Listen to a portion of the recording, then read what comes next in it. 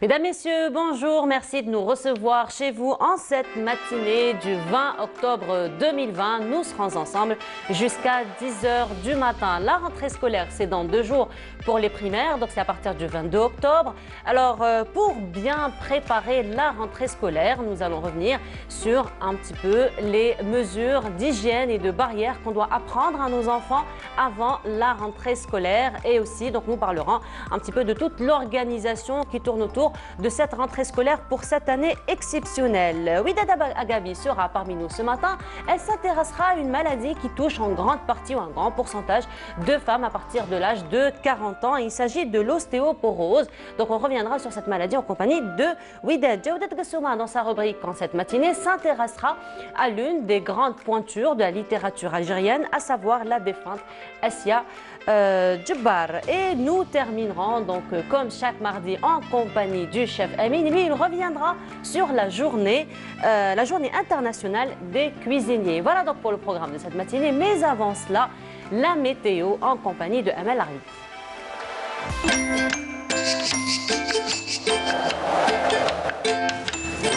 La météo vous est présentée par Mobilis. Mobilis, أينما كنتم. Je suis vraiment désolée pour le ministère de l'Éducation nationale qui est en train de faire toute une campagne pour dire aux enfants que c'est demain qu'ils vont reprendre. Et voilà que Nour Al-Houda rajoute une journée aux vacances. Alors, je rectifie, merci beaucoup Amel Arrive. Alors, je rectifie, c'est demain la rentrée, c'est 21 octobre et non pas le 22. Voilà, donc demain, alors on souhaitera par la même occasion bonne rentrée à tous les élèves. J'imagine qu'ils vont faire une bonne rentrée quand même après un peu plus de 7 mois de vacances. Exactement. Voilà, ben merci beaucoup Amel de remettre un petit peu les pendules à l'heure. Et donc, je rappelle, hein, c'est demain, c'est pas après. C'est jamais. Hein.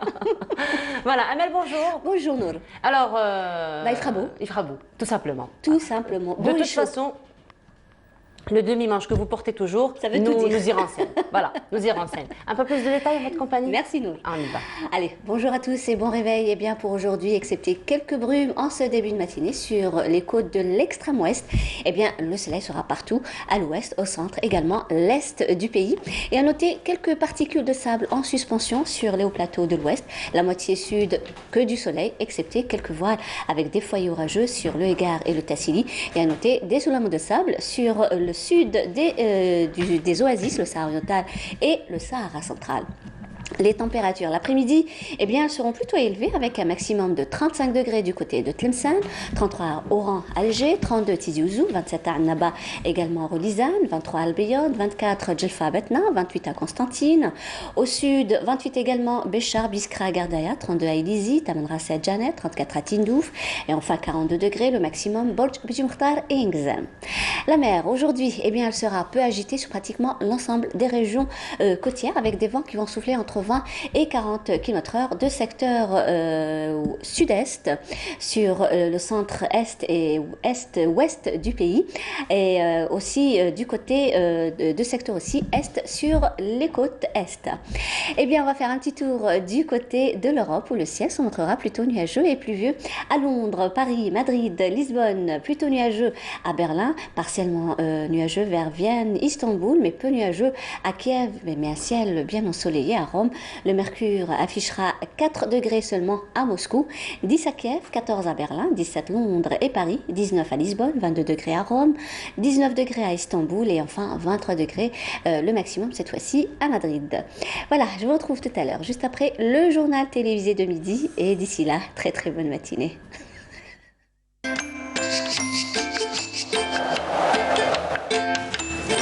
La météo vous est présentée par Mobilis.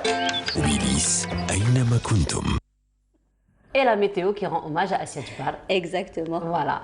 Bah, il fera beau finalement. Voilà, en résumé, il fera beau. Il fera beau, voilà. Je ne me suis pas trop habillée non plus. Ah oui, voilà. Ça va. J'écoute bien, je regarde bien la météo. Vous regardez bien la télé, c'est bien. Merci beaucoup Amel, on vous retrouvera donc tout à l'heure après le journal télévisé du midi et 19h.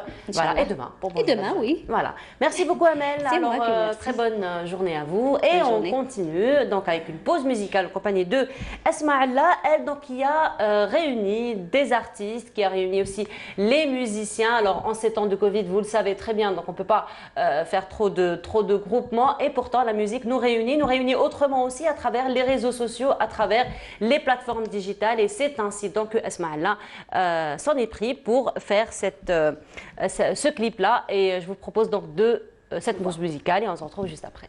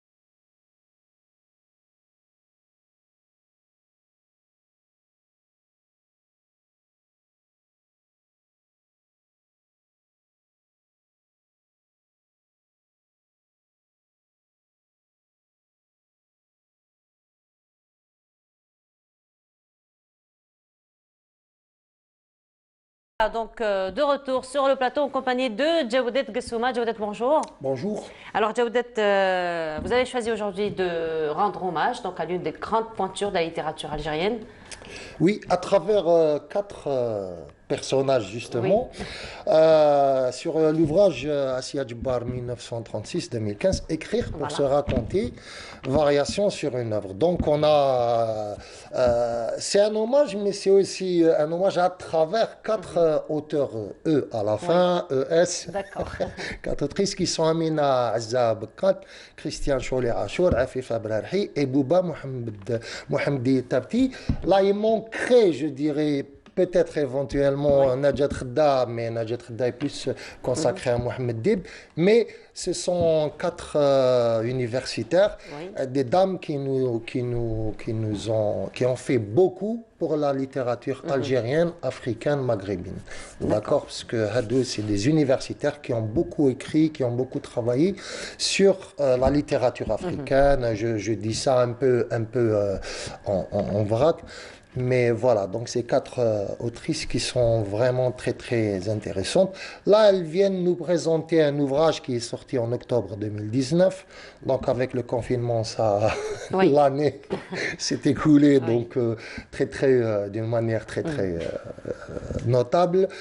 Et donc elle nous donne quelques pistes d'accès. C'est un petit ouvrage paru chez Média Plus, qui ne coûte pas plus de 650 dinars, mais qui est très intéressant parce qu'il pointe quelques pistes sur l'œuvre d'Assia Djebar, qui a été, je le rappelle, une écrivaine vraiment magistrale. Oui.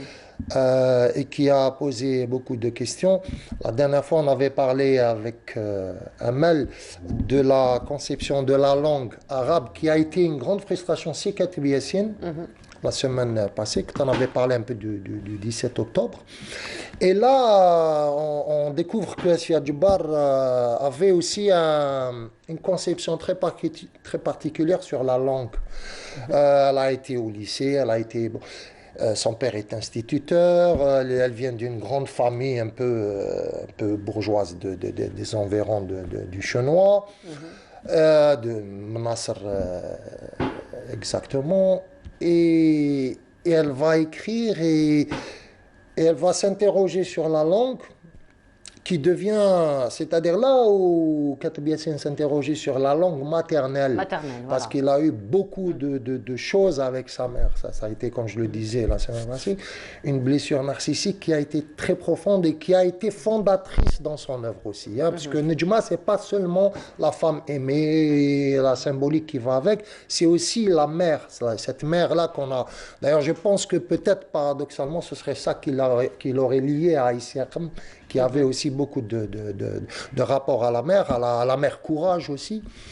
Et donc Katib Yassine va perdre sa mère doublement, puisqu'elle va être folle d'abord et ensuite elle va mourir. Et il va se poser beaucoup de questionnements sur la langue. Et Assia Djebar a la même chose, mais sur la langue française.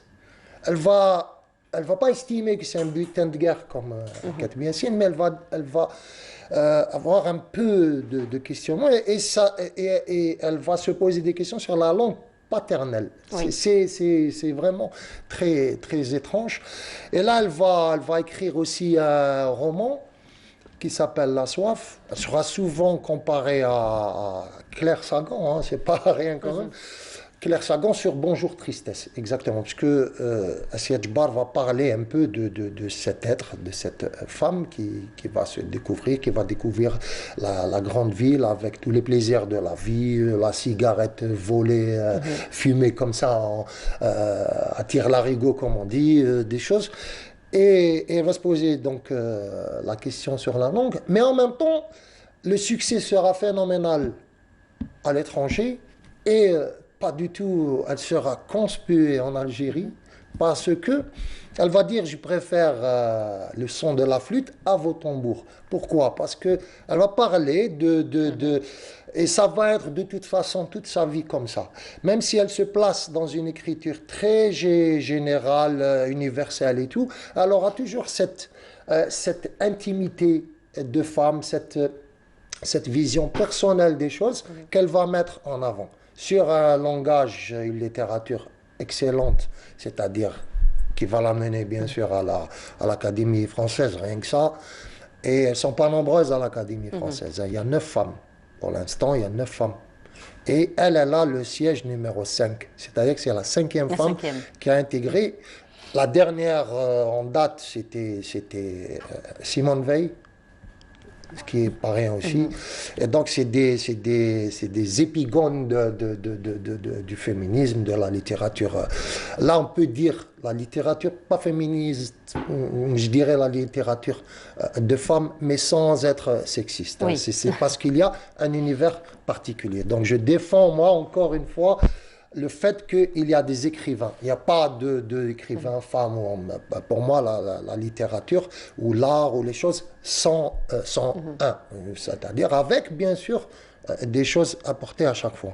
Et donc, Assia Djebar va dire, je préfère le son de la flûte à vos tambours. Parce qu'elle va, d'une manière allégorique, préciser qu'elle a un univers spécifique, personnel. Ça, on ne peut pas reprocher à un écrivain d'avoir un univers spécifique et personnel, ce qui fait sa richesse, justement.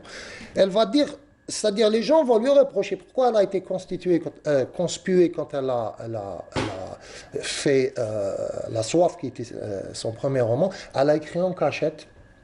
Et elle a utilisé justement, parce que c'était Fatma Zahra Himalayan, et elle devient Assia Djebbar. C'est-à-dire, Assia Djebbar, elle a choisi exprès ce pseudo, la douceur d'un côté et Djebbar, la force d'un autre. De l'autre, C'est oui. ça la symbolique. Le contraste, Le finalement. contraste, elle l'a fait exprès. Et elle a, pour se cacher de ses parents, parce qu'elle avait honte d'écrire de cette manière. Parce qu'il y avait un sens de la liberté. Elle a commencé à écrire pour dire j'ai écrit contre le silence. Et les gens lui ont reproché ici de ne pas écrire sur la guerre, les choses qu'a fait par exemple Biamina Meshakra ou des choses comme ça. Donc elle avait un univers personnel et on lui a reproché ça. Comme si elle devait obligatoirement écrire sur le.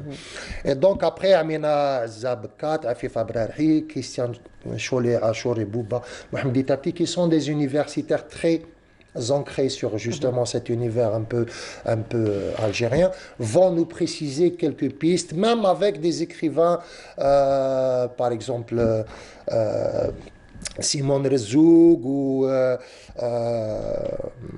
Nawal Saadawi, toutes ces femmes qui ont été féministes aussi, qui vont préciser quelques pistes dans ce livre qui est vraiment excellent. Je pense qu'après on aura le visuel. C'est des synthèses, oui. Voilà, Jawdet, vous disiez que donc ces 4 auteurs, ces 4 universitaires ont défini quelques pistes donc, par rapport à Assia Djebbar. Quelles sont les plus importantes probablement de ces pistes qu'on retient de cette œuvre?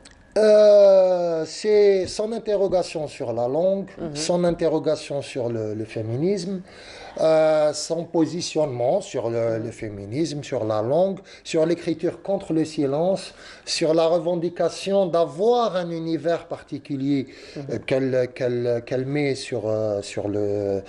Elle se révèle, c'est une intimité de faire des livres. C'est un peu toutes ces choses-là, son positionnement dans l'universel, sa force d'évocation sur la tradition vue par les femmes, non pas par les questionnements sur le patriarcat, par exemple, sur la liberté, sur le terrorisme, la violence, la barbarie, toutes ces choses-là sont évoquées dans cet ouvrage. Qui est une sorte de résumé non exhaustif, parce qu'elles se défendent, nos 4 autrices, d'être exhaustives. Elles mettent juste des pistes de recherche comme ça. Et donc, je voudrais juste vous lire un extrait de texte dans lequel, justement, elle parle de cette attitude, comment dire, fondatrice de son univers d'écriture, où elle dit « Longtemps, j'ai cru qu'écrire, c'était mourir. Mourir lentement, déplier à tâtons un linceul de sable ou de soie sur ce que l'on a connu, piaffant, palpitant, l'éclat de rire gelé, le début de sanglots pétrifiés. Oui, longtemps, parce que, écrivant, je me remémorais, j'ai voulu m'appuyer contre la digue de la mémoire ou contre son envers de pénombre, pénétrer peu à peu de son froid. Et la vie s'émiette et la trace vive se dilue. Silence de l'écriture, vent du désert qui tourne sa meule inexorable, alors que ma main court, que la langue du père, langue d'ailleurs muée en langue paternelle, dénoue peu à peu sûrement les langes de l'amour mort et le murmure affaibli des aïeuls loin derrière, la plainte ululante des ombres voilées flottant à l'horizon. Tant de voix s'éclaboussent dans un lent vertige de deuil alors que ma main court. 3 points de suspension. Ça révélait un peu cet univers très particulier d'Assia Djebbar, qui a fait aussi beaucoup, enfin, des films et beaucoup de poésie. On voit tout ce sens de la poésie à l'intérieur même de son texte. Elle a fait donc Femme du Chenois, la Nouba des femmes du Chenois, ou la Zerda et tout, où elle a beaucoup interrogé, même dans les Alouettes naïves, loin de Médine, elle a interrogé la grande pensée religieuse, les enfants, les filles d'Ismaël, Mahomet, Mohammed, sallallahu alayhi wa sallam, toutes ces choses-là où elle a précisé que les femmes étaient aussi présentes dans ce... Donc toutes ces belles notes textuelles qu'elle a fait sont aujourd'hui, avec sa disparition, sont aujourd'hui devenues essentielles dans la littérature maghrébine, africaine et maintenant mondiale, universelle. Voilà, universelle. Voilà. Ce qui lui a valu d'ailleurs le prix. Faut m'arrêter parce que moi je... Voilà. Ce qui lui a valu d'ailleurs le prix Assia Djebbar. Oui, maintenant nous avons le prix Assia Djebbar depuis 2015 qui parle un peu de... qui justement la veille à honorer sa mémoire, et c'était vraiment la moindre des choses. La moindre Elle a été honorée une belle reconnaissance. par une reconnaissance à l'Académie française depuis 2005. Et c'est très. Elle a enseigné à New York, elle a enseigné un peu partout, elle a été conférencière. Là, et c'est un peu dommage qu'ici, elle n'ait pas l'hommage vraiment qu'elle mériterait, parce que elle mérite beaucoup plus. Je voudrais bien, personnellement, avoir une rue, Assia Djbar, un lycée, une université, je ne sais pas, ça serait bien. Ça viendra probablement. La reconnaissance, c'est quand même. Voilà. Voilà. Alors, il y a aussi ce livre qui a réuni plusieurs auteurs. Vous pouvez voir, Jawdet, lire oui, Assia Djbar. Lire Assia Djbar, c'est l'association des amis d'Assia Djbar, qui est très active, le collectif. Voilà, le collectif des amis d'Assia Djbar. Qui produit des choses comme ça, des textes et tout. On continue à produire autour d'elle, autour de la pensée d'Assia Djbar, qui est très, très intéressante, même dans l'histoire algérienne et après universelle. C'est très intéressant parce qu'elle a marqué des pistes importante de ce qu'est la femme dans la société algérienne, à travers Assia Djbar, bien sûr, elle ne représente pas tout le monde, pardon, mais c'est très très important de la lire et de la découvrir. Voilà, merci beaucoup, Jawdet, merci encore pour ce bel hommage pour Assia Djbar. Alors on vous retrouvera la semaine prochaine donc pour un autre auteur, d'autres livres. Surprise. J'allais pas vous poser la question. Ça sera la jeune littérature, mais c'est voilà. surprise. Voilà. On a quand même un petit. Voilà, un petit indice. Un petit scoop, tout petit. Voilà. Merci beaucoup, Jawdet. Alors on vous retrouvera la semaine prochaine avec la littérature de jeunesse. Voilà, j'accentue, j'insiste. Voilà, et nous restons donc dans le monde du livre, mais ça va être un livre spécial et spécialisé, puisqu'on va parler cette fois-ci du livre scolaire et du livre parascolaire. C'est un sujet auquel s'est intéressé Samira Hadjamar et on se retrouve juste après.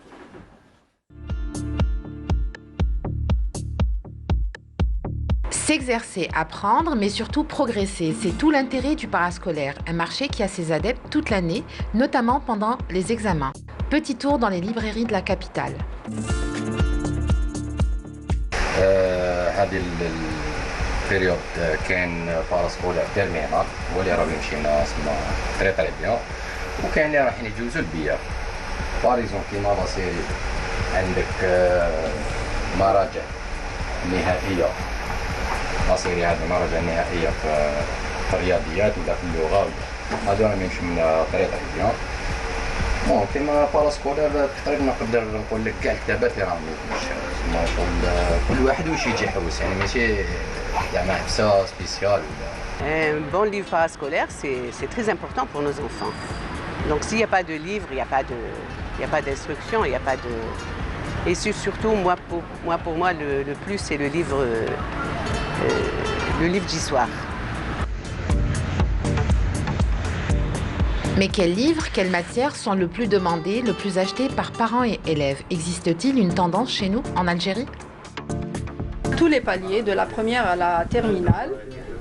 Et pendant la période d'examen, on vend le plus les classes d'examen. Alors la 5e, la 4e, le BM et le bac. Toutes matières confondues, surtout les matières essentielles. Maths, physique, arabe, sciences, c'est surtout ça. Ça dépend. En général, c'est pendant les examens qu'ils achètent. En général pour les révisions, oui. Ils achètent juste avant les examens. À la rentrée scolaire, Oussama ira dans un CEM à Miramar. Les livres du parascolaire sont pour lui un soutien majeur, en particulier pour l'anglais. أنا جيت نشري كتاب اليوم على بها عندي مواد جديدة، راني رايح بريمير راني عندي مواد جديدة باش نبداهم كيما الإنجليزية باش شغل عندي جيت في أول سنة هكا أول سنة باش يكون عندي فرصة باش نراجع نتعلم على اللغة اللي حنبداها جديدة. Souhil, responsable à Advanced Office, nous explique le cheminement de l'offre par rapport à la demande depuis quelques années. ليفر باراسكولار نشوفوا باللي كاين زاد لا دوموند تاعو في 3 زاني الاخرين هذوما. نشوف لو باراسكولار ليفر باراسكولار يخيروه لي كليون اون جينيرال على جال بون الحاجه الاولى يخيروها على جال سواء يتعاندوا بيناتهم، كاين اون مارك راهي تمشي بوش غاي قال لا مارك فلانيه هي مليحه تكون كاين لا دوموند تاع لو ليفر باراسكولار الحاجه الاولى. وكاين دي جون تاع لي كليون يحوسوا على تاع لي كليون يحوسوا على الكونتوني تاع الكتاب تاع لو باراسكولير. كاين اللي يجي يفتح الكتاب يفيريفي يشوف واش كاين واش ما كاش، ولا كاين اللي يشوفوا يديو لي كونساي تاع لي بروف اللي راهم يقراو في المسجد. De maison d'édition en édition, les livres du parascolaire sont au final un atout de plus pour garantir le succès de nos écoliers. Que demander de plus si ce n'est une autorité de régulation pour en faire le tri? Et la rentrée scolaire et la préparation de la rentrée scolaire, on en parle avec nos invités, à savoir M. Houssine Mouhou, bonjour. Bonjour. Alors vous êtes le président de l'association d'assistantes scolaires des wilayas du centre. Oui, et vous êtes accompagné de Mme Ferrak Fatema, bonjour. Bonjour. Vous êtes médecin et vous êtes donc membre du conseil scientifique de cette même association. Oui, voilà, alors la rentrée scolaire, c'est pour demain. Ouais. Alors, beaucoup de travail, j'imagine, pour cette rentrée exceptionnelle. Alors, chaque année, de toute façon, il y a du travail, mais cette année, ça va être un peu exceptionnel. Alors, comment s'annonce la rentrée scolaire pour demain? Tout d'abord, je me permets de féliciter les élèves qui ont obtenu leur bac, et aussi le BEM. Et ceux qui n'ont pas la chance de l'avoir, il ne faut pas qu'ils se désespèrent. Effectivement. Donc, ils attendent, il y a l'année prochaine pour le faire et de décrocher, Inch'Allah. Inch'Allah. Bon, et je souhaite aussi une bonne reprise des classes pour demain. Vous venez de dire qu'il s'agit d'une rentrée scolaire bien sûr exceptionnelle pour cette année, vu la pandémie qui frappe le pays et le monde entier. Donc, automatiquement, nous avons fourni beaucoup d'efforts et j'ai multiplié des séances de travail pour vraiment être à jour du jour J. Alors, vous avez dit des séances de travail. Alors, quel a été le programme un petit peu, ou l'objet, ou l'ordre du jour, on va dire, de ces séances de travail? Les séances de travail, c'est d'être le présent du jour J pour accompagner l'élève, pour l'assister, pour le sensibiliser, pour qu'il y ait une rentrée scolaire normale, comme toutes les rentrées scolaires passées. D'ailleurs, nous avons quand même programmé des examens, donc ça a été bien, donc ça a été une réussite totale. Donc il y a eu une petite expérience, on voit que les élèves sont prêts. Ça n'empêche pas que cette rentrée soit une rentrée normale, habituelle. Donc les parents doivent être rassurés que leurs enfants reprennent les classes avec vraiment une bonne volonté et une fête. Inch'Allah. Alors, docteur Ferrak, justement, alors, il faut dire que la médecine scolaire est quand même une médecine, plutôt une discipline à part entière. Donc, la médecine scolaire a de tout temps accompagné les élèves. Cette fois-ci, encore une fois, ça va être une année exceptionnelle. Donc, l'encadrement va être un peu plus spécifique que les années précédentes, n'est-ce pas? Oui, donc cette année, on peut dire que c'est une entrée un peu exceptionnelle. Il faut le dire, il y a un stress. Ça, c'est sûr. Pour les parents, il y a la peur, il y a la peur, il y a le stress. C'est tout à fait normal pour les parents. Le travail, cette fois-ci, donc, c'est pas comme les années précédentes. Donc, il y a beaucoup du travail, que ce soit pour le ministère de l'Éducation, que ce soit pour le ministère de la Santé. C'est pour cela, c'est-à-dire pour assurer une rentrée scolaire saine, c'est-à-dire pour protéger nos enfants et même les enseignants et le personnel de l'éducation. Il y a un protocole sanitaire qui a été établi par le ministère de la Santé. Et donc, c'est ce protocole sanitaire, donc, j'espère qu'il sera appliqué. Je sais que c'est pas évident, donc, c'est-à-dire faire un protocole. Et sur le terrain, c'est pas la même chose. Donc, ce que je voudrais parler, donc, rassurer les mamans. C'est très, très important. Il faut le rassurer, c'est pas comme ça. Il faut avoir des preuves. C'est clair. Oui. Bon, dire à la maman, donc, il faut pas avoir peur. Votre enfant, elle vous dit carrément, mon enfant, il sera contaminé. C'est clair. Il y a des mamans, je peux vous le dire carrément, qui refusent d'envoyer leur enfant. Hein. J'ai assisté à ces dires. Hein. Il faut être réaliste. Je comprends, c'est une maman, l'instinct maternel, c'est pas facile. Hein. Donc, pour les rassurer, il faut apporter des preuves scientifiques. Plus. Et pour cela, donc, il y a eu beaucoup de... Donc, je peux vous dire que ça a changé les données épidémiologiques. Ça a carrément changé. Au début, donc, on est un petit peu à l'aise pour les enfants parce que c'est facilité quand même cette rentrée scolaire parce qu'il y a eu 7 mois de confinement. Donc, ils sont quand même éduqués un petit peu. C'est pas, par exemple, il y a eu le Covid un mois, après on a décidé d'annoncer la rentrée scolaire. Donc, ça, il y a des réflexes quand même qui sont installés. Il y a des réflexes qui sont installés. Donc, ça, c'est un point positif pour nous. Donc, ce que je peux vous dire, donc, le protocole, il est là, il faut l'appliquer. Donc, c'est un protocole sanitaire. Donc, ce que je peux rassurer les mamans, au début, il y avait la notion, l'enfant c'est un porteur sain, c'est-à-dire c'est lui qui est contaminé. Oui. Eh bien, je peux vous dire que ça a changé complètement. Il y a des données, il y a beaucoup d'études faites, que ce soit en Italie, en Espagne, les États-Unis, donc la Chine. L'enfant, c'est pas lui qui contamine. L'enfant, il est contaminé. Donc, c'est pas lui le porteur sain, c'est-à-dire il est victime. Et il est victime d'un adulte. Ça, c'est un point rassurant pour les mamans. Donc, le fait qu'il sera avec des enfants, le risque de contamination, il est très, très faible. Ça, je peux vous le dire. Je parle côté scientifique. Hein. C'est pas comme ça donc on parle, il faut avoir des statistiques. C'est des études, il y a 5 ou 6 études qui ont été faites qui confirment que l'enfant, la contamination, elle est très, très faible.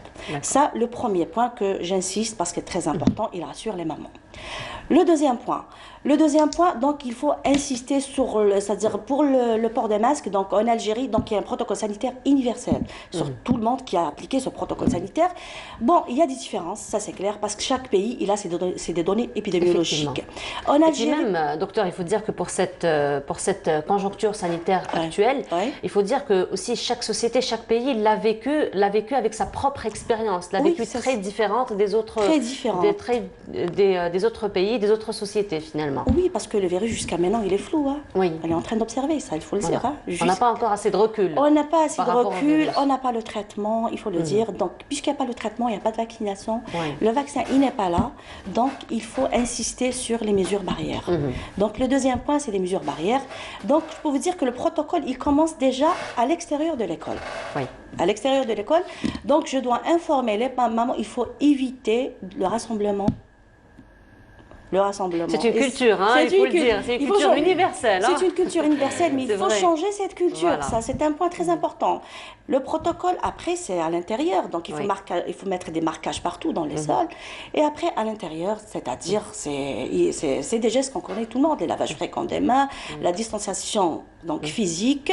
Bon, M. Mouhoub, donc, il sait très bien qu'on a... on va lui donner la parole par rapport à ça. Par rapport à ça, par rapport au nombre d'élèves, les cours, c'est lui qui est mieux placé. Justement, mais ce qui est important, c'est que vous avez évoqué quand même le protocole sanitaire qui est très important donc à l'intérieur des écoles. Donc là, ça devient le travail de l'école elle-même. C'est vrai qu'à l'extérieur, là, il faut encore une fois sensibiliser les mamans, les papas, les enfants à ne pas se regrouper à l'extérieur, mais à l'intérieur, ça relève de la responsabilité donc du staff enseignant, du staff administratif de l'école. Alors, qu'est-ce qui a été fait justement pour respecter tout cela? Moi, j'insiste sur un point, on parle beaucoup des mesures barrières. Maintenant, l'enfant, il faut qu'on lui explique c'est quoi les mesures barrières. Chaque mesure, pourquoi éternuer comme ça par exemple, pourquoi mettre le masque, pourquoi la distanciation. Donc il faut que les élèves comprennent ça, c'est pour éviter la contamination du Covid. Monsieur Mouhoub, dans cette même optique, donc expliquer à l'enfant, est-ce que les écoles, par exemple, ont un petit programme pendant la rentrée pour expliquer tout ça aux enfants? J'ai organisé un programme pour ça. Très bien. J'ai invité les psychologues qui sont dans le conseil scientifique, les médecins. Donc demain, nous allons être présents à l'Académie Est d'Alger, dans une école primaire, où on va distribuer des masques pour les élèves et les sensibiliser. Non seulement on sensibilise l'élève, plus on sensibilise le personnel administratif, le personnel pédagogique, les responsables, les parents d'élèves. J'ai même invité des parents d'élèves pour assister. Donc c'est vraiment c'est important de sensibiliser, d'effectuer des opérations de sensibilisation pour réussir cette rentrée scolaire. Oui, c'est normal parce que finalement la responsabilité relève de tous, hein, pas seulement le staff de l'école ou les parents isolés, donc c'est tout le monde qui doit et je rajoute encore, nous allons distribuer 50 000 masques à travers les 11 wilayas du centre pour le 4 novembre. Donc ils seront prêts avant la rentrée scolaire. Alors le 4 novembre, on rappelle, c'est la rentrée scolaire donc des collèges et des lycées. Tout à fait, des collèges et des lycées, et les délégués seront présents dans chaque wilaya avec la présence des psychologues dans chaque wilaya. Donc ça va se propager dans toutes les wilayas et Inch'Allah nous allons réussir une rentrée habituelle et normale. Il faut dire, M. Mouhoub, aussi, vous avez mis en place un guide. Oui. Un guide de la rentrée scolaire. Bon, c'est un guide que vous avez déjà édité en 2015 et il est toujours d'actualité, c'est ça? Il est toujours d'actualité. Et puis, donc, c'est un site où il y a tous les renseignements nécessaires pour les parents, pour les élèves, pour le personnel de l'éducation. Donc, de toute façon, les parents n'ont pas à s'inquiéter, car toutes les mesures ont été prises pour qu'il y ait une reprise des cours normale. Ils n'ont pas à s'inquiéter. Très bien, donc c'est un guide qui est distribué gratuitement. Gratuitement. Alors distribué à quel niveau et à qui? Oui, nous les avons distribués dans chaque direction de l'éducation de la wilaya. Très bien. Donc, ils sont au niveau des établissements. 11 wilayas, c'est ça? Oui, 11 wilayas. 11 wilayas, nous les avons distribués pour tous les établissements scolaires, pour les inspecteurs, pour le personnel de l'éducation et les parents d'élèves.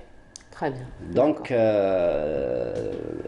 notre programme, il est bien programmé et il sera Inch'Allah, un fruit pour les élèves. On l'espère bien, Inch'Allah. Et justement, toujours, M. Mouhoub, dans cette organisation de la rentrée scolaire, on sait très bien qu'il y a quand même quelques écoles où les classes sont quand même surchargées. D'accord, on a des élèves, plutôt des classes avec de plus de 30 élèves par classe. Alors, comment on va s'organiser? Alors, on parle de distanciation, on parle de... Comment on va s'organiser par rapport à cela? Toutes les mesures ont été prises et il y a des groupes. C'est affiché au niveau des établissements. L'élève, il y a une liste. Il connaît son groupe. C'est des groupes de 20 élèves maximum. Ça ne dépasse pas dans le Donc, c'est des groupes de 20 élèves. Les experts de l'éducation ont bien réfléchi et ont bien travaillé sur ce type de groupe. Donc, il n'y aura pas de cumul ou bien de ce qu'on appelle la surcharge des classes. Donc, c'est étudié, c'est réparti en groupes. Très bien. Non, juste le petit problème, c'est le décrochage, c'est la rupture de 7 mois qui n'ont pas eu cours, pour ne pas dire 8 mois. Donc, il faut vraiment que les enseignants sachent comment utiliser le temps, exploiter le temps pour rattraper. Surtout, et puis il faut qu'ils soient patients parce que aussi les enfants, ils ont fait il y a une le coupure rattrapage, il y a les jours samedi par exemple et le mardi après-midi pour des cours de rattrapage et puis choisir bien sûr les leçons importantes. Très bien. Docteur Ferrag, il faut dire que habituellement, donc, dans les années précédentes et pendant une année tout à fait normale, généralement les visites médicales au niveau des écoles, c'est 1 à 2 visites par an. Sauf après s'il y a des vaccins particuliers à faire. Alors cette année, est-ce qu'il va y avoir dans le protocole, par exemple, un suivi médical plus régulier, donc pour suivre un petit peu l'état de santé des élèves? Oui, c'est important. Cette année, j'ai déjà dit, c'est exceptionnel. Donc on va renforcer le contrôle sanitaire. C'est-à-dire... vous avez une périodicité particulière pour le... Pour le moment, c'est-à-dire on va sensibiliser les parents. Déjà, les parents, chaque fois, leur enfant il présente de la fièvre, il tousse, un symptôme particulier, donc l'enfant, il faut qu'il reste à la maison. C'est-à-dire ils doivent informer donc l'établissement scolaire. Ça, c'est un point très important. Donc la collaboration des parents est très très importante. Il y a des médecins scolaires qui vont faire des contrôles réguliers. Par exemple, ça va nous faciliter. Donc s'il y a par exemple un enfant contaminé et tout ça, donc on est obligé de faire le dépistage pour tout le monde. Donc pour éviter la propagation, c'est prévu. Ça fait partie du protocole sanitaire, c'est clair et net. Donc ça fait partie du protocole. Voilà, donc on va rassurer encore une fois les parents par rapport à cette rentrée. Donc c'est vrai que c'est pas facile de les rassurer, la maman, donc je sais pas, donc c'est le fait que c'est flou, c'est pas toujours, c'est-à-dire, mais ce que je peux vous dire, donc il y a des mesures, il y a un protocole, il est là, il sera appliqué, donc pour rassurer les mamans. Inch'Allah, donc j'espère. Oui, allez-y. J'espère que les parents ne soient pas démissionnaires. Il faut qu'ils accompagnent leurs enfants et signaler tout signe, tout signe alarmant, de ça. Et si leurs enfants présentent des symptômes, il faut qu'ils informent la direction de l'établissement, etc. pour l'isoler et prendre des précautions. Je pense que les parents de nos jours, c'est-à-dire tellement la panique, donc je pense qu'ils vont signaler. Donc peut-être en excès que par défaut. Donc je pense que c'est mon point de vue. C'est très très important. De toute façon, nous allons essayer de les sensibiliser. Les élèves ils sont immunisés automatiquement. Donc nous allons les sensibiliser pour ne pas contaminer leurs parents et vice-versa aussi les parents. Les parents qui contaminent. Très important. Il faut bien que les parents fassent attention, parce que la contamination ne se fait pas uniquement de son fils. Voilà, donc c'est ce que le docteur Ferrag avait expliqué, effectivement. Merci beaucoup d'avoir été parmi nous ce matin. Merci encore une fois d'avoir éclairé sur cette rentrée scolaire exceptionnelle. Alors, on vous souhaite beaucoup de courage. Un dernier mot, allez-y très rapidement. Je lance un appel aux parents d'élèves. Il faut qu'ils soient rassurés, qu'on assiste leurs enfants, on est présent avec eux, sauf que une main n'applaudira jamais seule. Donc, il faut qu'il y ait... Le concours de tous. Moi, j'invite tous les partenaires de l'éducation de s'impliquer dans le protocole et dans la réussite de cette rentrée. Voilà, merci Alors, beaucoup. je fais un petit coucou pour mes petits-fils. Allez-y, très rapidement. Je fais un petit coucou pour mes petits-fils qui sont en France. يبارك. C'est Maïlis, Naël et Ayla. Merci beaucoup. Voilà, merci beaucoup. Donc, docteur Fatima Ferhat, vous étiez parmi nous. Je rappelle, vous êtes médecin, membre du conseil scientifique de l'association. Monsieur Mouhoub Hussein, vous êtes le président donc, de l'association d'assistance scolaire des wilayas du centre. Merci beaucoup. Merci d'avoir été parmi nous ce matin. Alors, on reste avec cette rentrée scolaire. Cette fois-ci, on va s'intéresser aux fournitures scolaires. Et oui, donc à partir de demain, les enfants auront leur liste de leurs fournitures. Ils pourront donc aller au niveau des librairies pour s'acquérir de toutes ces fournitures. Saïd Fellag s'est intéressé donc à ce sujet dans ce reportage. À la veille du retour en classe des élèves du primaire, supermarchés, commerces et marchés sont pris d'assaut par les parents d'élèves afin de préparer le fameux trousseau scolaire.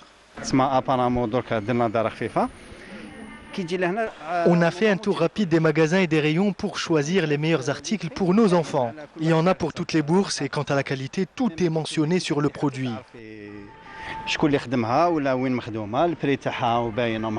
Pour permettre aux parents d'élèves d'acheter des fournitures scolaires de bonne qualité, des agents des services de contrôle commercial sont mobilisés depuis quelques jours au niveau des magasins et grandes surfaces.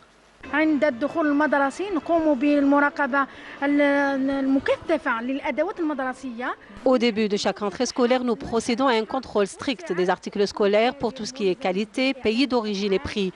Tout commerçant est sommé d'afficher les prix de tous les articles et dans le cas contraire, il est sanctionné d'une amende allant de 5 000 à 50 000 dinars et peut même être traduit en justice. 50,000 دينار أو أيضا وين يقدر يكون المحضر الرسمي يروح للمحكمة. Cette année, la rentrée scolaire s'annonce particulière en raison de la crise sanitaire, d'où la nécessité de rester vigilant et de respecter les consignes de prévention. Une rentrée scolaire exceptionnelle pour cette année. Nous parlons encore une fois cette matinée sur cette rentrée scolaire exceptionnelle en compagnie de M. Smaïl Merzouk. Bonjour. Bonjour. Alors vous êtes inspecteur d'éducation. Retraité. Retraité, oui. Voilà, en retraite, mais vous avez beaucoup d'expérience. Tout à fait, tout à fait. J'ai une bonne vie d'inspecteur derrière vous. J'ai roulé ma bosse dans ce secteur pendant, j'ai fait 32 ans de service, donc 25 ans en tant qu'enseignant et 7 ans en tant qu'inspecteur. Voilà, donc le contact direct avec les, tout à fait. Avec les élèves, et ça vous connaissez. Et je n'arrive pas à me décrocher. Je maintiens toujours ça, donc c'était un beau secteur, voilà. Une pratique pédagogique formidable et puis c'est un métier noble. Voilà, c'est un métier noble et c'est vrai que c'est un métier où on ne vieillit pas, hein, il faut dire. Même si on arrive à l'âge de la retraite, c'est un métier où on peut toujours donner, à n'importe quel âge. Il suffit juste de l'aimer. Exactement. Il suffit de Alors effectivement, et justement, M. Smaïl Merzouk, il faut dire que cette année, c'est une année très exceptionnelle donc pour les élèves, pour la rentrée scolaire de ces élèves. Alors qu'est-ce qu'il va y avoir pour réussir, encore une fois, cette rentrée scolaire? Donc, à partir de ce plateau, d'abord, je tiens à féliciter les lauréats au bac, donc on ne doit pas les oublier, tout en leur souhaitant un bon cursus, une bonne rentrée universitaire stable. Donc pour cette année, il faut savoir qu'elle intervient dans un contexte tout à fait particulier. C'est que nos enfants qui ont entre guillemets quitté les bancs de l'école depuis le 12 mars, c'est bientôt 8 mois et quelques jours, bientôt une dizaine de jours, depuis qu'ils n'ont pas rejoint leur salle de classe. Ça veut dire, quelque part, certains réflexes pédagogiques, ils les ont complètement oubliés. Il faut le dire, parce qu'ils ont changé tout à fait d'habitude, de mode de vie, d'environnement. Donc, pour cette année, nous, dans les écoles, il faudra impérativement prendre des mesures particulières parce que c'est une situation particulière. Donc ces mesures particulières, il faut d'abord dépasser les réflexes traditionnels de l'éducation et de la rentrée. Donc pour cette rentrée, il faudra quand même mettre le paquet. Il faut intervenir, il faut orienter ces enfants à l'effet de leur permettre d'accéder à l'école sans trop de dégâts et sans et éviter toute forme de contamination. Alors justement, M. Smaïl Merzouk, on parlait avec nos invités il y a quelques instants sur les protocoles sanitaires qui ont été pris donc, pour réussir cette rentrée scolaire et surtout donc, pour protéger les enfants, le staff aussi, enseignants, administrateurs, les parents. Mais qu'en est-il finalement de la prise en charge pédagogique elle-même? Donc là, vous avez évoqué un point très important, il y a eu rupture donc, entre les élèves et la pratique scolaire d'une manière générale. Donc il y a même des élèves peut-être qui ont oublié comment tenir un stylo. Donc, et là, ça va être finalement un travail beaucoup plus, on va dire, beaucoup plus accentué par rapport pour les enseignants, parce que là, il va y avoir une autre prise en charge qui est pédagogique. Tout à fait. Les enseignants, maintenant, ils sont appelés à jouer sur le rôle pédagogique et psychologique en même temps. Surtout, bon, même si la psychologie ne peut pas être dissociée de la pédagogie, mais cette année, le côté psychologique dépasse celui de pédagogique. Pourquoi? Parce que cette année, les enfants, il y a des mesures particulières qui ont été prises par le ministère de l'Éducation nationale, à savoir les classes, la surcharge des classes qu'on vivait avant, cette année, elle n'aura pas lieu. Donc, il n'y a pas une classe qui dépassera 24 élèves. Donc, c'est déjà une bonne chose. Ça va permettre à l'enseignant de maîtriser déjà son groupe et être tout près d'eux, donc pour assurer un bon suivi.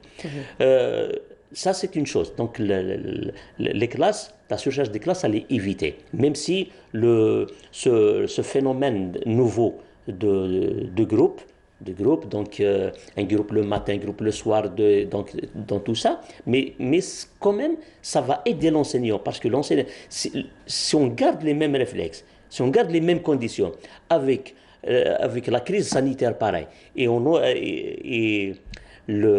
cette longueur de mois depuis que les enfants n'ont pas été à l'école, donc si on garde les mêmes réflexes, l'enseignant aura une tâche pas uniquement difficile, pour ne pas dire autre chose. Donc ça va l'aider, ça va aider l'enseignant, mais tout de même, j'appelle mes collègues enseignants à être vraiment patients, parce que ce qui les attend n'est pas du tout facile. Donc ils doivent d'abord, avant d'entamer le volet pédagogique, ils doivent assurer le volet psychologique à l'effet de faire renaître les réflexes habituels de l'école auprès de leurs élèves. Et quels seraient peut-être les conseils que vous pourriez donner aux enseignants aujourd'hui, avec toute l'expérience que vous avez eue déjà? Parce qu'il faut dire, les élèves, ils ont besoin de psychologie à tout moment. Alors quand c'est des moments exceptionnels, c'est encore plus. Quels seraient peut-être probablement les conseils que vous pourriez donner? Donc, aux enseignants, ça veut dire d'abord, il faut être patient. Déjà. Il faut admettre la situation.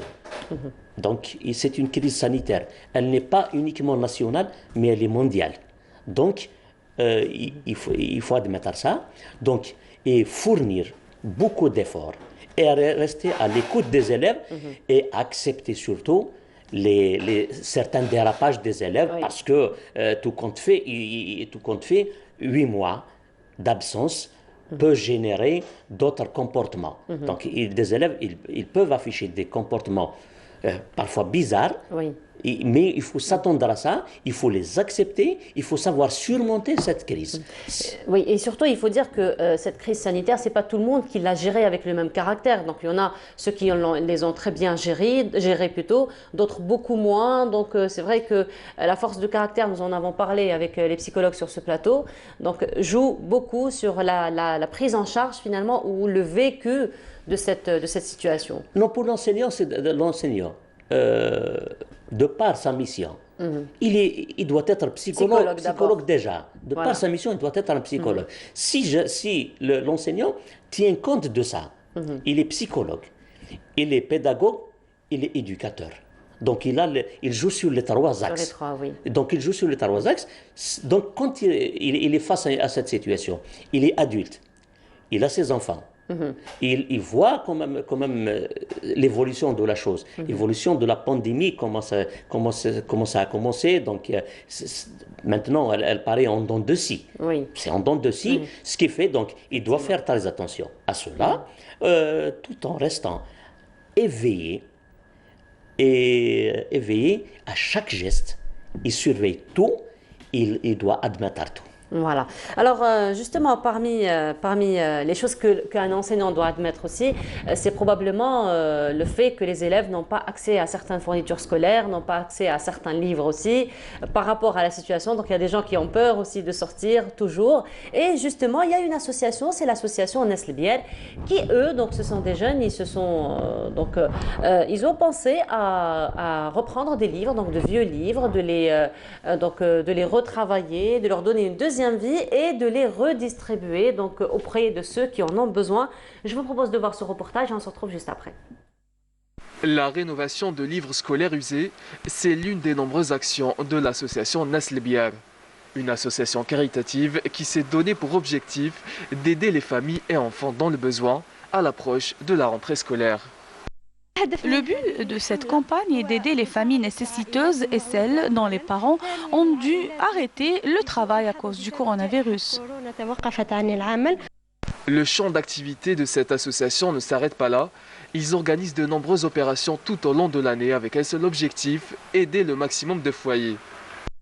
Notre association a d'autres projets en cours de préparation. On va les entamer juste après cette campagne. Il y a la rentrée scolaire, El Maoulid Nabawi, la commémoration du 1er novembre et bien d'autres encore. Nous essayons d'organiser des actions à chaque nouvelle occasion. De nombreuses associations caritatives comme Neslbier opèrent sur le territoire national. Des associations qui ne manquent pas de venir en aide aux familles en détresse et pour qui le travail humanitaire est un devoir. Et voilà, donc une très belle initiative de la part des jeunes, donc de l'association Nesl Khair, qui eux, comme vous l'avez si bien vu dans ce reportage de Walid Yousfi, donc récupèrent un petit peu les vieux livres, ils leur donnent une nouvelle vie et ils les mettent à la disposition de ceux qui en ont besoin. Monsieur Smaïl Melzo, que pensez-vous de ce genre d'initiative? J'imagine dans votre carrière, vous avez rencontré beaucoup de personnes de ce genre. De toute façon, tous ceux qui travaillent dans le sens de l'éducation, du livre, du savoir, ça mérite d'être encouragé, de le féliciter. Donc je félicite vraiment ce groupe parce qu'ils travaillent, voyez comment ils donnent vie. Ils donnent vie à un livre parce que le livre, réellement, il ne meurt pas. Il ne meurt pas, donc il lui a donné encore une autre vie et je le félicite de tout mon cœur et il mérite ça. D'accord. Monsieur Monsieur, vous avez dit, vous avez enseigné durant 25 ans?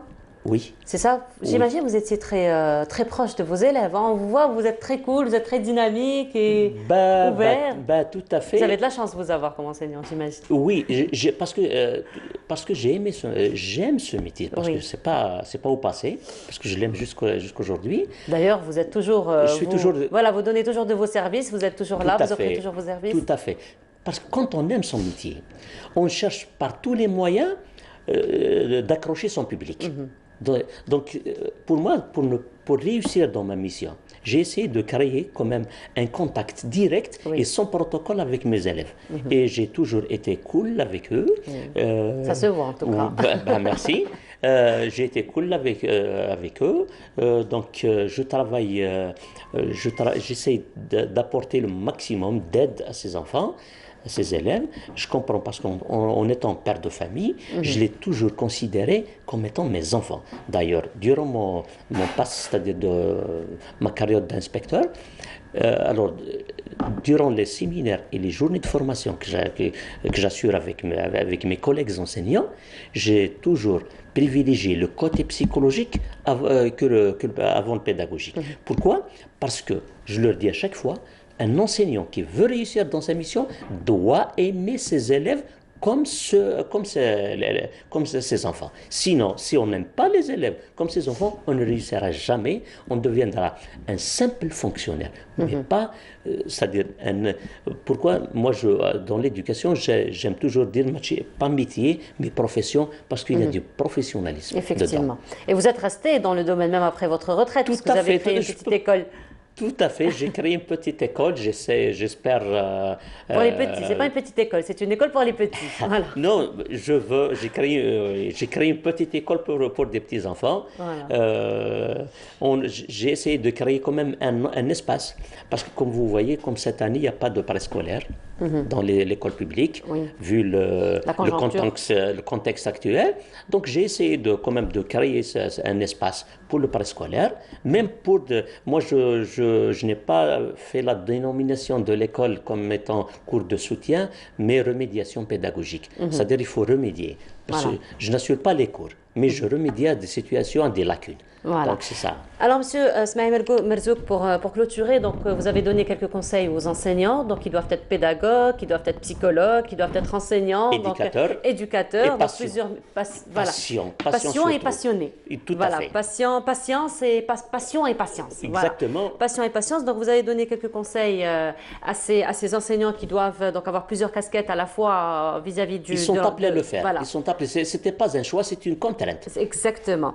Et donc quels seraient probablement les conseils que vous pourriez donner aux élèves cette fois-ci donc pour réussir leur rentrée scolaire et la reprise donc des cours? Les élèves, je leur souhaite d'abord bon courage à ces bambins qui vont rejoindre les bancs de l'école.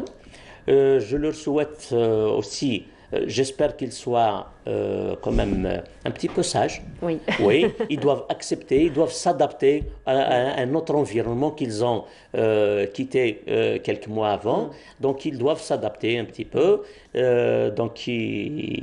C'est tout donc, pour les enfants, parce que les conseils pour ces enfants, c'est juste, c'est limité pour les enfants, pas comme les enseignants. Effectivement. Voilà. Merci beaucoup, M. Smaïl Merzouk, d'avoir été parmi nous ce matin. Merci donc d'avoir partagé tous ces conseils avec nous. C'est un plaisir d'être parmi vous ce matin. C'est un plaisir de reprendre moi aussi là avec vous, avec Canal Algérie. Merci encore une fois pour l'invitation et bonne rentrée aux élèves.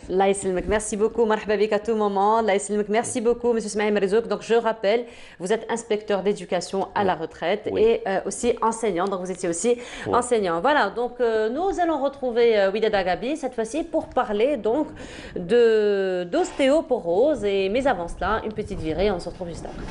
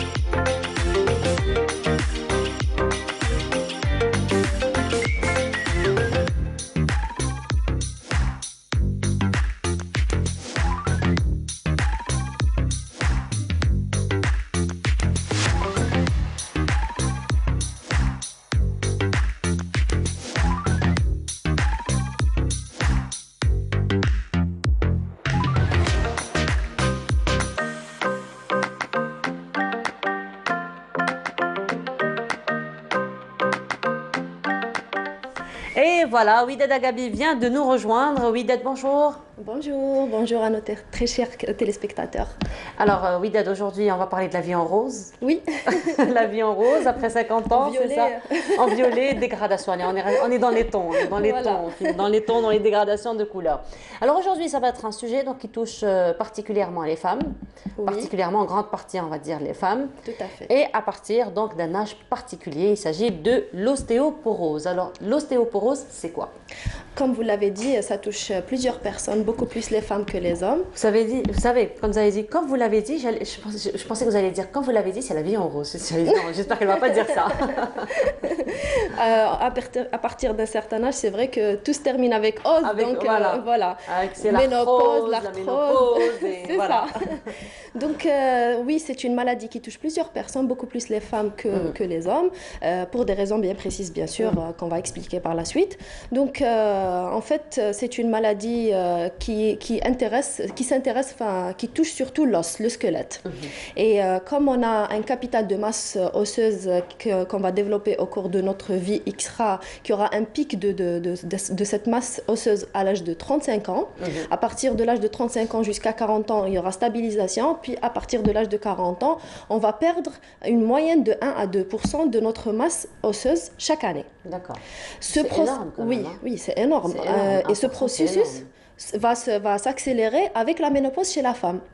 Donc déjà, la femme, elle aura ce processus déjà précocement par rapport à l'homme. L'homme, en général, c'est à partir de l'âge de 65 ans. La femme, c'est un peu plus tôt, donc c'est vers 45 ans, 50 ans, ça commence à apparaître. Donc finalement, Ouidat, si on comprend bien, c'est un petit peu l'activité hormonale qui accentue l'apparition et le développement de l'ostéoporose. Exactement, c'est la baisse des oestrogènes. En fait, les oestrogènes ont un rôle dans le remodelage osseux et cette baisse d'oestrogènes qui va faire en sorte que cet os va devenir fragile. Il y aura une perte de la masse osseuse, perte de quantité d'os dans le squelette de la femme. Donc l'os, il va devenir fragile.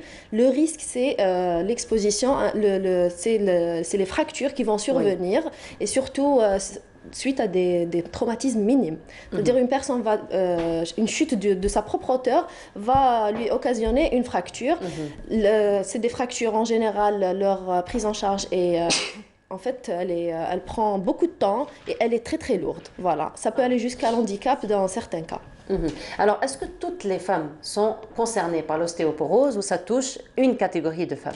Alors, il y a des facteurs de risque, on va dire. Donc, il y a des facteurs de risque chez toutes les femmes. En fait, c'est un processus qui va survenir on a dit chez toutes les femmes, à partir de la ménopause. Mais après, le degré de ce phénomène, il va s'accentuer avec il y aura des facteurs de risque qui seront surajoutés. Notamment, par exemple, la consommation d'alcool et de tabac. Par exemple, si c'est des femmes qui ne consomment pas beaucoup de calcium, qui ont la vitamine D qui est basse dans le sang, par exemple. On a par exemple aussi les femmes il y a un facteur génétique très important, l'hérédité joue un rôle très très important. Les femmes qui ont des antécédents familiaux d'ostéoporose ont un grand risque de développer une ostéoporose dans leur vie.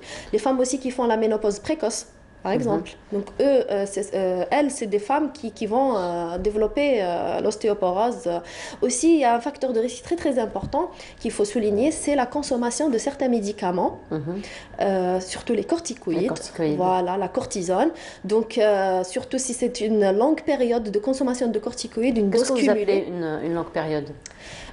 Déjà une longue période qui dépasse par exemple les 3 mois. 3 mois. Voilà, les 3 mois. Donc là, il faut qu'on d'ailleurs, nous, par exemple, je parle de ma spécialité, la médecine interne, on a plusieurs maladies inflammatoires, auto-immunes, on utilise beaucoup les corticoïdes. Donc, on surveille nos malades régulièrement, on fait des tests, des examens pour justement voir s'ils sont en stade d'ostéoporose, est-ce qu'il faut traiter, parce qu'il y a des traitements qu'on donne. Donc, pour prévenir la survenue des fractures. Parce que si les fractures elles sont là, les dégâts sont un petit peu... pas très faciles à rattraper. À prendre en charge, à rattraper. Alors peut-être, avant d'arriver à l'âge de 40 ans, on est plus exposé donc, à cette maladie. Est-ce qu'il y a donc moyen de prévenir la maladie? Est-ce qu'il y a une hygiène de vie à prendre en considération? Est-ce qu'il y a quand même des conseils à pouvoir suivre pour éviter au maximum donc, de choper cette maladie? Justement, c'est la très bonne question parce que quand les conséquences sont là, on a dit que c'est bon, on ne pourra plus rattraper. Rattraper après, il faut passer au traitement directement. Par contre, avant, on peut justement prévenir. Pourquoi? Parce que c'est une maladie qui est silencieuse. Il faut signaler que c'est une maladie qui ne donne pas de symptômes. Si elle va donner des symptômes, c'est qu'il y a, c'est en général un stade avancé. Voilà, c'est en général quand il y a des fractures, c'est-à-dire par exemple des fractures vertébrales, un tassement vertébral. Donc il y aura une diminution de la taille de la femme, par exemple, le dos qui sera courbé, par exemple des fractures du poignet, du col du fémur et tout.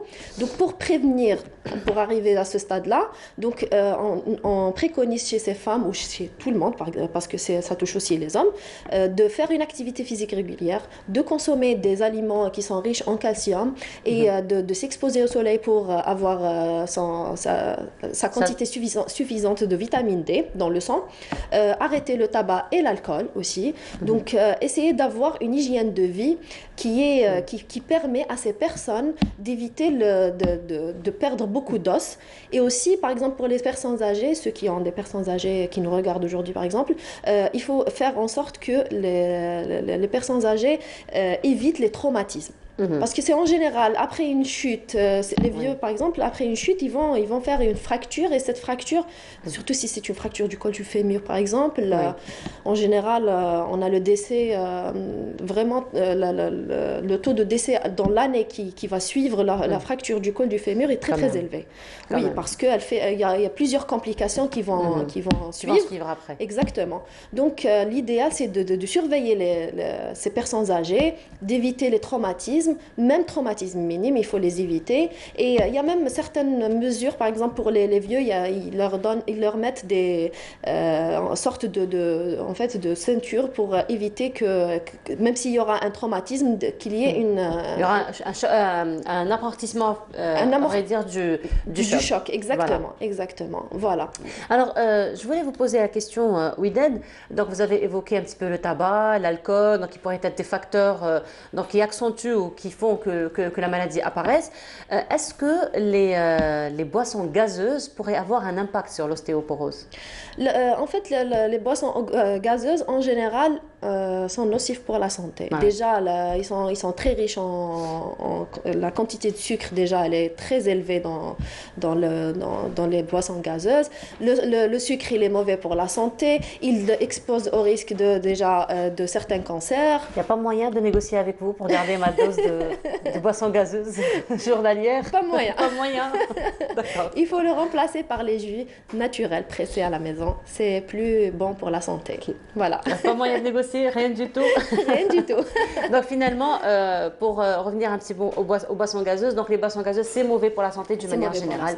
Voilà. Et encore plus peut-être pour pourquoi je vous pose cette question? Parce que j'avais vu un reportage, un documentaire une fois, où on avait d'ailleurs, j'imagine qu'on l'a tous vu sur les réseaux sociaux, là on met par exemple des os dans une boisson gazeuse et quelques heures ou quelques jours après ça disparaît complètement. Oui. Et donc on avait un petit peu relié cette expérience avec donc justement l'ostéoporose qui...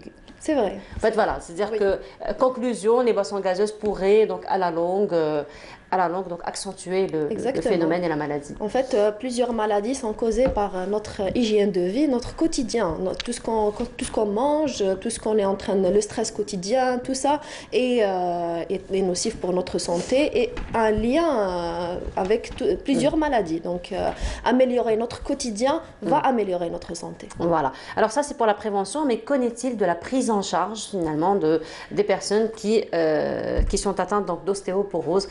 Donc on a dit, une fois que la maladie s'installe, c'est la prise en charge médicale qui suit. Alors qu'en est-il de la prise en charge? Il y a la prise en charge médicale, mais ça n'empêche pas toujours d'utiliser les moyens préventifs. Parce qu'avoir une activité physique et tout, c'est toujours bien. Mais pour le traitement, il y a plusieurs traitements qu'on donne. En fait, c'est des traitements pour essayer un petit peu de stopper ce processus qui va commencer à s'accélérer, surtout après la ménopause chez les femmes. Donc, c'est à base de comprimés ou à base d'injections qu'on donne. Par exemple, les injections, on les donne à l'hôpital. Et donc, c'est un rythme régulier. Et le suivi, on le fait avec un examen qui est donc déjà le diagnostic et le suivi. Ça se fait avec un examen qui s'appelle l'ostéodensitométrie. Donc, l'ostéodensitométrie, on appelle aussi la DMO. Donc, c'est un examen qui ne dure pas plus de 10 minutes et qui est très facile, indolore. On va regarder la quantité d'os pour chaque personne. Voilà. Très bien. Voilà. Et ça se fait, donc la prise en charge de l'ostéoporose se fait normalement, voilà. chez nous. Voilà. Wided, le chocolat, c'est bon pour la santé? pas dire non. Il y a des bienfaits du chocolat. Très voilà, bien. il y a des bienfaits. Vous n'allez quand même pas nous dire non, quand même. Vous savez, au moins ça, oui. On va revenir à ce qu'on a dit la dernière fois. Oui. Il faut pas c'est-à-dire qu'on tombe dans l'exagération, dans voilà.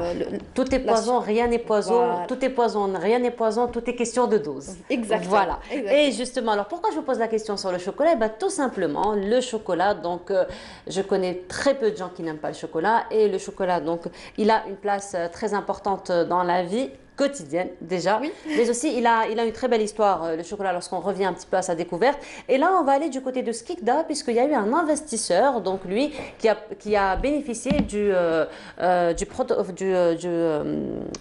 l'enseigne, voilà, d'un crédit enseigne pour monter sa petite entreprise en chocolaterie. Et je vous propose donc de voir ce portrait. On se retrouve juste après. Ouidad, vous restez avec nous.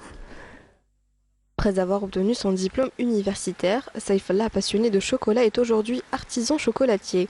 Avec beaucoup d'ambition et de volonté, il a pu ouvrir son propre atelier à Skikda grâce à l'aide de l'enseigne. Nous avons remarqué qu'il n'y avait pas beaucoup d'investisseurs dans ce domaine. Nous nous sommes dirigés vers l'enseigne et nous avons proposé notre projet qui a été accepté par la suite. Se lancer dans ce domaine n'était pas chose aisée pour Saïfallah, mais il a fait ses preuves et son projet a connu beaucoup de succès auprès des amateurs de chocolat.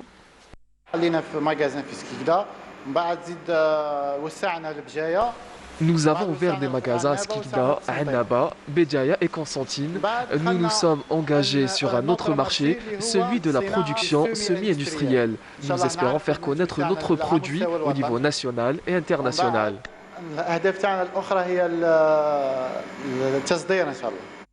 Beaucoup de jeunes diplômés choisissent l'entrepreneuriat à la fin de leur cursus universitaire, un point positif pour booster l'économie nationale. Finalement, le chocolat, c'est pas que bon pour la santé. Hein. C'est aussi c'est bon pour la santé de l'économie nationale, finalement. Alors, Amine vient de nous rejoindre. Amine, bonjour. Bonjour. Marhaba, Amine, ça va? Ça se passe bien? Ça va, ça Confinement, toujours? Tous les jours, comme d'habitude. Toujours. Ils sont bien gâtés, hein? Ils sont gâtés, bien sûr. Ils sont bien gâtés. Quand il s'agit de Amine, et comment? Ils sont gâtés. Et comment? Ils veulent même pas partir. Ben voilà. Oui, bien. quand on est bien pris en charge, quand il y a une belle ambiance aussi. Non, ils sont très bien pris en charge. L'État a fait tout son possible pour les prendre bien en charge, et nous, on est là pour veiller à ce qu'ils soient dans de meilleures conditions. Inch'Allah. Voilà. Alors, Amine, en compagnie donc, de Ouidad, vous connaissez? Je l'ai vu dans le salon de... Voilà.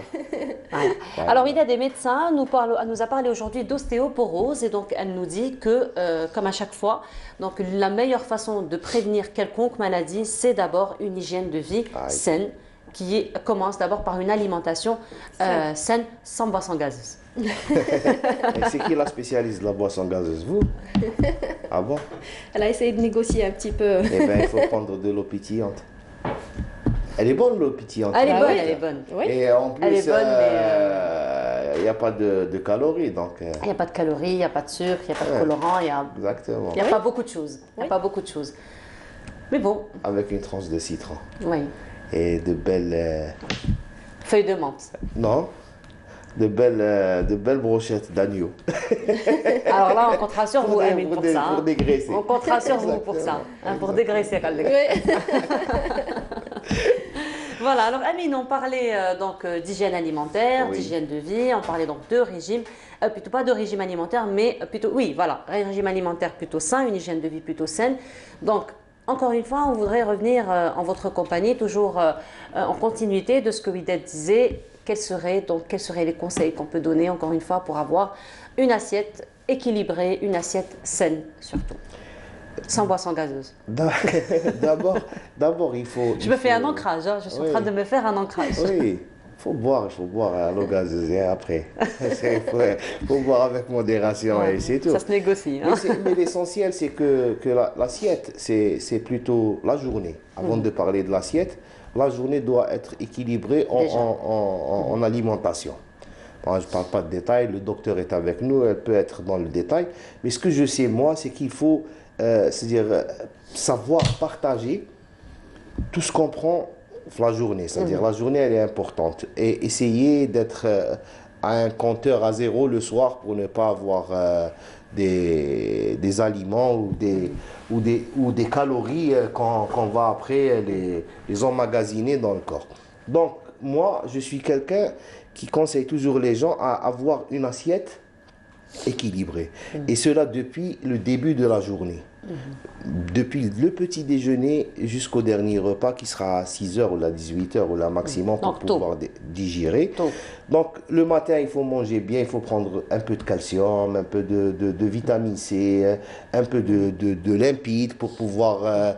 un peu de sucre pour pouvoir avoir l'énergie pour la journée. Alors, Amine, justement, par rapport au calcium, donc on parle beaucoup d'apport de calcium. On en a parlé d'ailleurs par rapport à la maladie que de laquelle Widad a parlé aujourd'hui.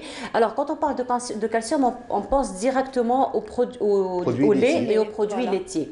Mais il faut dire que sur le plan goût, c'est pas tout le monde qui apprécierait donc le lait ou les produits laitiers. Par contre, le calcium, on peut le trouver ailleurs, n'est-ce pas? Même pas ça, même dans les légumes et les fruits. Dans les légumes et les fruits, voilà. On n'est pas obligé de prendre d'ailleurs déjà en principe à partir de 20 ans, 18 ans, 20 ans, on doit diminuer les quantités de lait.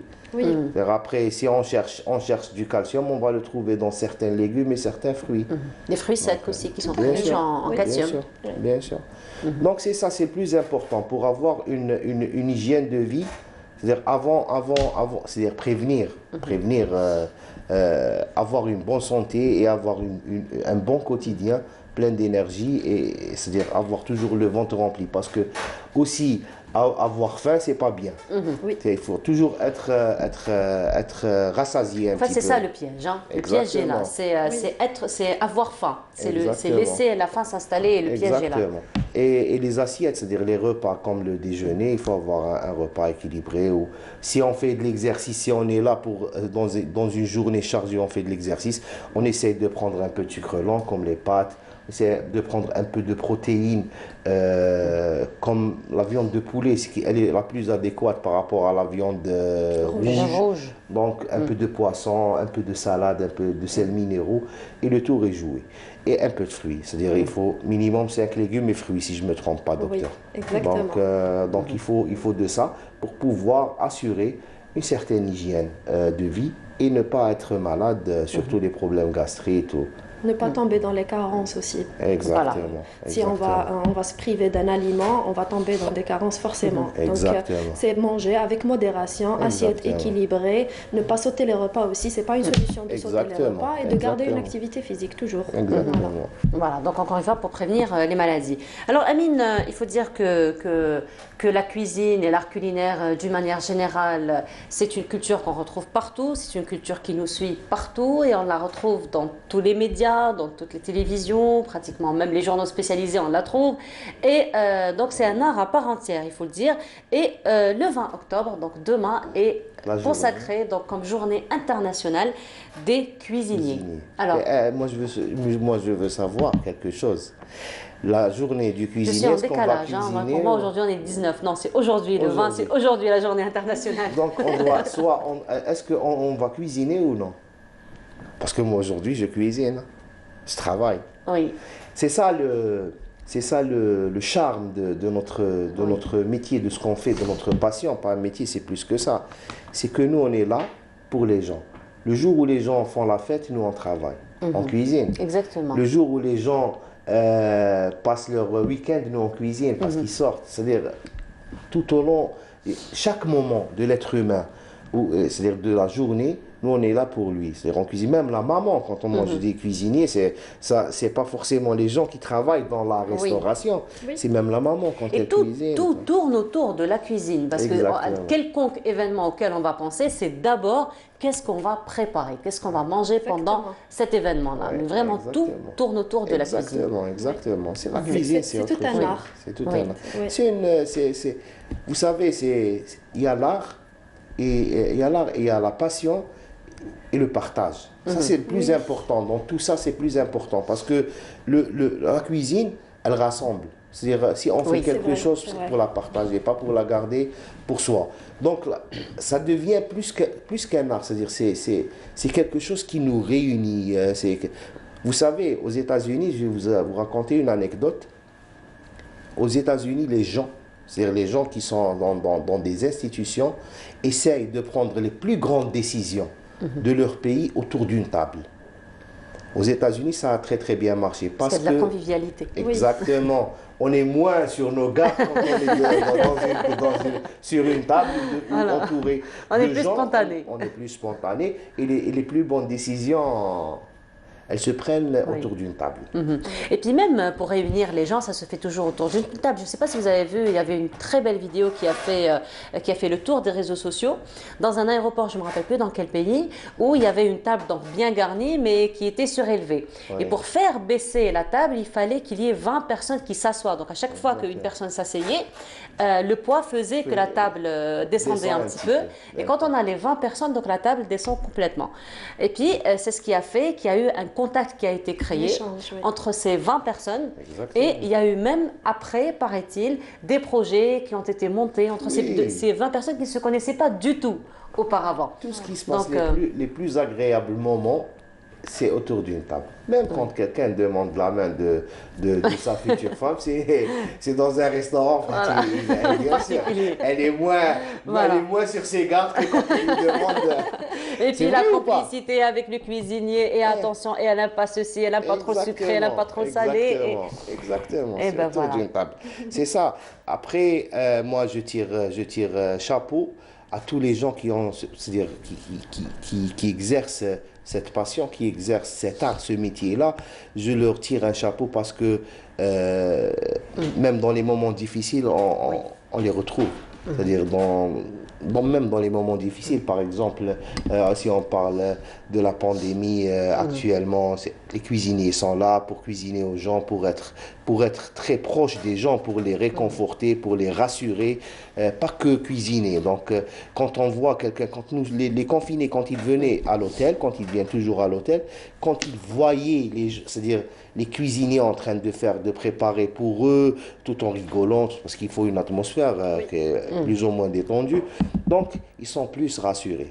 Donc, on leur donne cette assurance et cette convivialité. Le confort psychologique, exactement. C'est très important. Exactement, c'est ce qui est très important.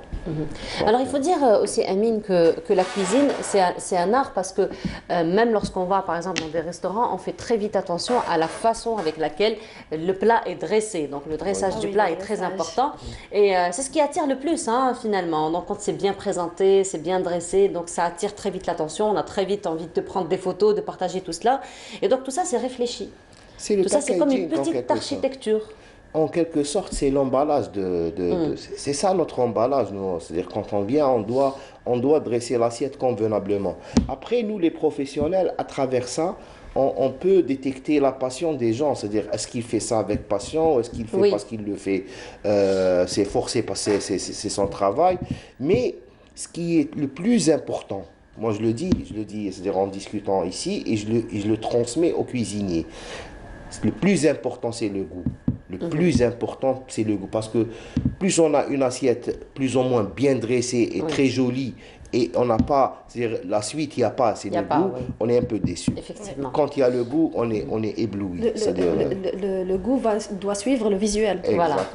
Exactement. Après, chacun, c'est le respect de ce métier-là. L'assiette, c'est le respect de ce métier-là.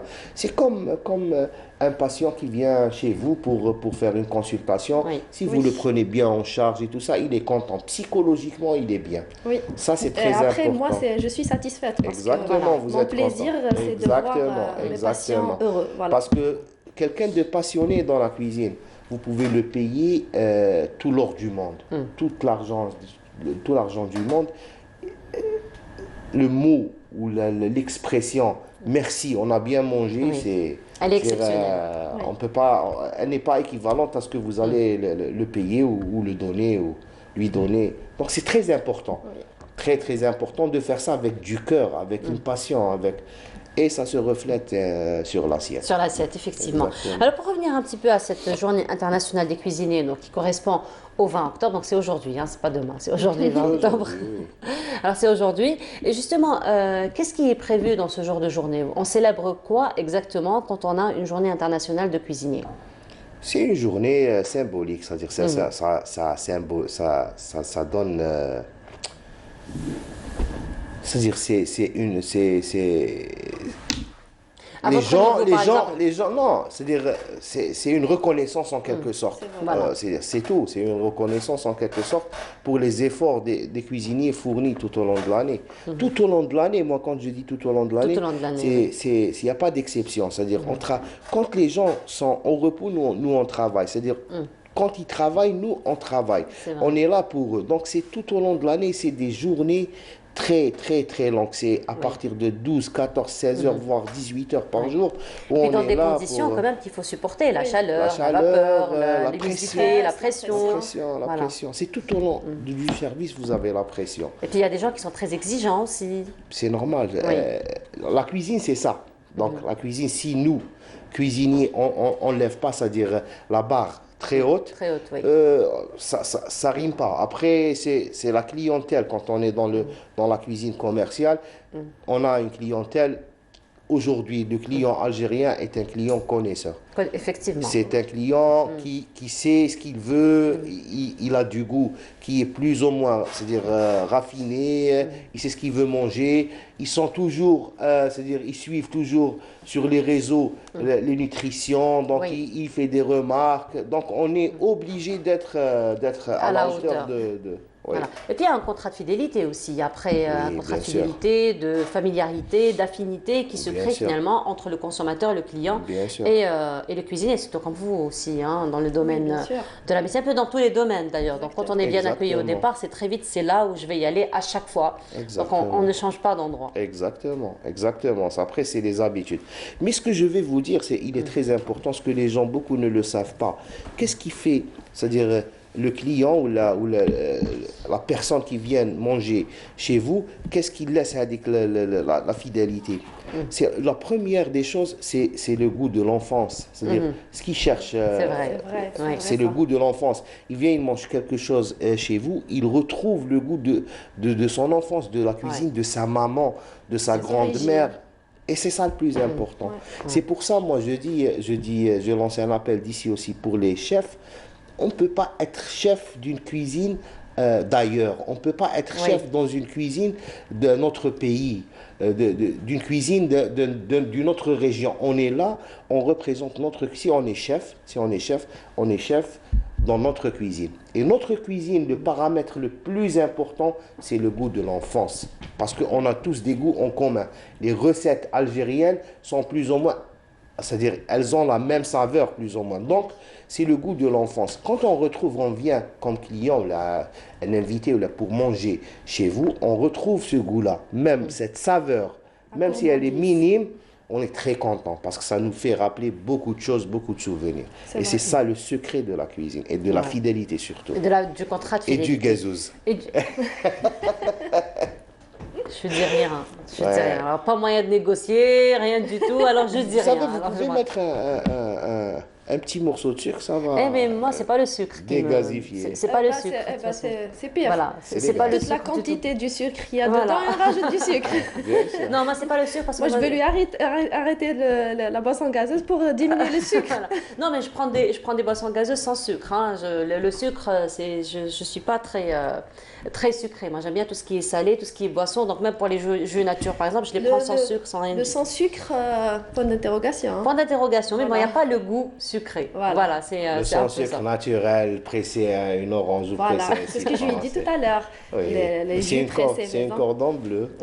Ah oui. Bien sûr. Carrément. Ou des footings dans le jardin des cerfs. Ah ben, j'aimerais bien goûter. Sportive. Avant. Sportive. Avant.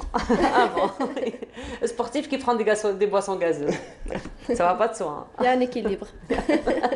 Il y a une marque de boissons gazeuses qui est un peu conseillée pour les sportifs. C'est-à-dire, pas tout le temps, mais... Ce sont des boissons énergisantes, généralement. Non, même pas. C'est des boissons gazeuses normales. Elles sont autorisées par les médecins sportifs, très rarement, mais elles sont pour la digestion, je ne sais pas quoi. Je n'ai même pas cherché à savoir. J'ai vu un sportif boire la boisson gazeuse, ça y est, ça vous a anéanti, Amine. Alors, Amine, à travers vous, aujourd'hui, on rend hommage à tous les chefs cuisiniers qui travaillent, donc, comme vous l'avez dit, à tout moment, particulièrement en ces temps de Covid, vous-même. Donc, vous avez assuré aurez toutes les délégations, tous les confinés, donc tous ceux qui ont été rapatriés aussi. Donc à vous et donc à tous les cuisiniers aujourd'hui, on leur rend un grand hommage pour tout le travail qu'ils font et puis pour tout le chouch les chauds, hein, il faut le dire. Hein, quand on part dans un resto, c'est le voilà, c'est le plaisir. Donc nous arrivons à la fin de l'émission. Je vais donner rapidement mon dernier mot parce que généralement quand je suis avec Amine, je donne jamais le dernier. Exactement. Jamais. Je garde la bonne tradition. Alors juste je vous dis, ça a été un plaisir de vous avoir accompagné ce matin. Vous retrouverez Amal Almi demain, Inch'Allah, à partir de 8h30, pardon, qui vous accompagnera jusqu'à 10h. Moi je vous dis à très bientôt et très bonne journée à tous et je laisse la parole à Amine. Eh bien, moi, je vous remercie. Je remercie toute l'équipe qui est ma deuxième famille Canal Algérie et que j'adore venir ici. Donc, je vous y remercie. Amal, demain, il faut se réveiller tôt le matin. Allah Ghalem, c'est comme ça, il faut être matinal. Parce que Skina se réveille depuis 2 jours tôt le matin. C'est elle qui assure la régie, il faut le dire. Jamais 203. Jamais 203. Il faut un 3e jour après. Et puis il y aura le 4e, hein, parce qu'elle aura encore le jeudi. Ah bon, Skina. Alors je vous dis merci, même docteur, merci pour les conseils. C'est très enrichissant. C'est très enrichissant. Et tous les Algériens, je leur dis. Soyez fidèles à Canal Algérie. Et les cuisiniers, je vous dis bravo pour tous les efforts fournis. حاجة ما تنساش تدعي لنا بالخير. تحية الجزائر. Merci.